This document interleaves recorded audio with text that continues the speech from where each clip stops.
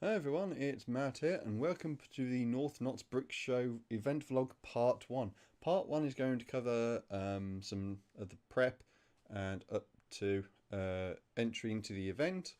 There's going to be a part 2 which is going to cover the event itself, travel home, and a brief overview of the purchases. And there's going to be a sort of like a special part 3, which is not going to be numbered in the sequence, but it's going to be about all the trains at the North Notts Brick Show.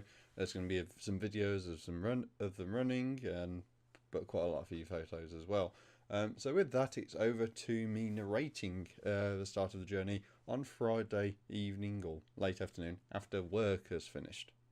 After an intentional late finish at work, I then went to catch the bus to Birmingham, and this trip was reasonably uneventful. And by the end of the trip, I was actually the pretty much the only passenger on the entire bus, and that's why you have this picture of me with my box.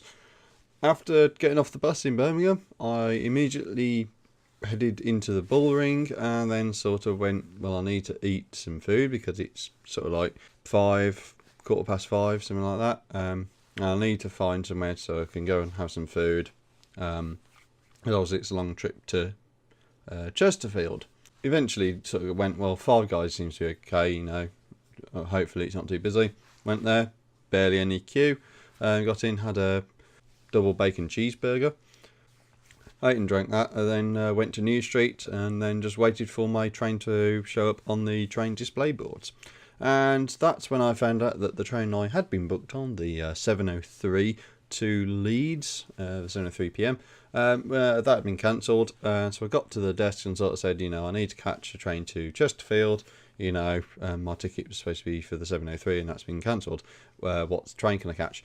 And he sort of went, you've got a couple of minutes. There's a train on 5A, I think it was. And luckily, I just about made it. I didn't get a seat until quite late into the journey. But I did manage to get a seat and, stayed on there and was reasonably undisturbed. Got to Chesterfield and found there was a statue of one of the Stevensons outside, which I thought was very unusual. It's nice to see a bit of heritage like this.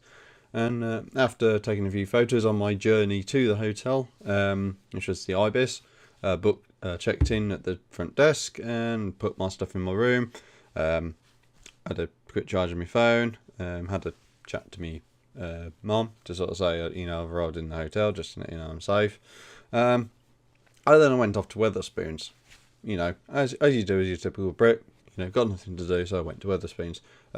Had some more food because I'd only had a burger in Birmingham, and had a rum and coke, and then returned to the hotel. And because of the traffic noise, didn't have a good night. Welcome to the morning after of travel. Although technically it is the morning of the event, so really a bit of confusion about that. It is currently 5:46 in the morning. And we are just sort of doing some final preparation. So box is ready to go. Just made sure it is all tidied up and that sort of stuff. Quite good yesterday. The train I was supposed to catch, which was supposed to leave at 7:03 from Birmingham New Street, was cancelled. So you're sort of thinking that's not good. It actually was, because it meant I could catch the 6:30 train instead. So I've been able to get to Chesterfield earlier than normal. So after I'd got to Chesterfield, got to the hotel, checked in, left my bag and the box here because I got my backpack, and went to the Weatherspoons and had a drink and some food. So I was able to top up, if you like, on food for the day, for today.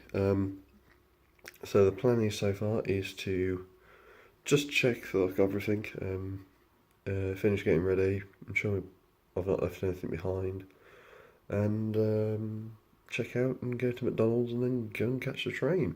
So everything's on track so far. I've forgotten 5 things. I think it's 5, I'm not entirely sure now. My trainers, so I'm walking around in my work shoes, which aren't the most comfortable. I've forgotten my beanie, so my head is cold. I've forgotten a bottle of Coke, so I have nothing to drink at the moment because I haven't been able to visit a shop. That's what I've forgotten. The chips and Smarties. That's another thing I've forgotten. And one thing I've done, which I hadn't really forgotten because I bought them, is I bought some sections of R104 track in the box and brought the ones which didn't have the outside tiles on. So the 1x1 black tiles represent ties or sleepers. I've brought the wrong version, so the ones I have brought are missing them. Yay!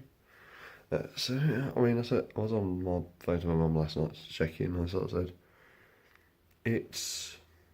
they're all minor inconveniences, but they're still inconveniences nonetheless. The biggest one really is the lack of drink and comfortable footwear, but you know, on the whole, you know, I can grumble, but then again, it's just my poor prep really, because Thursday evening, after playing the division, did a few bits and pieces in my room, printed off the maps and stuff, but the plan was to sort of pack everything Thursday night, and by the time I finished the division and doing a few other bits and pieces, it was all sort of like half nine, because I'd arrived home late, so what can you do? So yeah, Friday morning was a bit bad, but yeah, so I'm going to finish getting ready and clear off from the hotel, so go to McDonald's. So it's another exciting section of the vlog. So and just so you're aware, say hello to the view I've got out the window. They still have a telephone socket, but get this, no phone. Instead, they've removed their phones, but now got WhatsApp. Following on from packing up at the hotel in the morning, I went straight to McDonald's and had breakfast.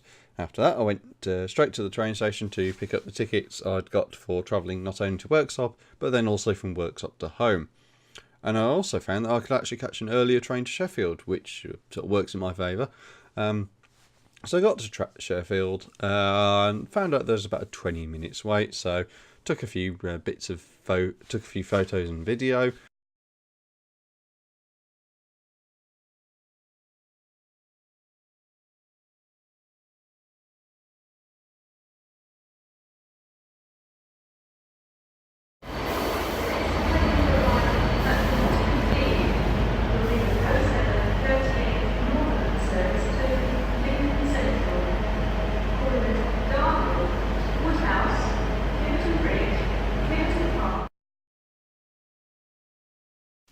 And then got to Worksop and again took some more photos and video because I'd not seen a level crossing in a while, so I was able to get some of that.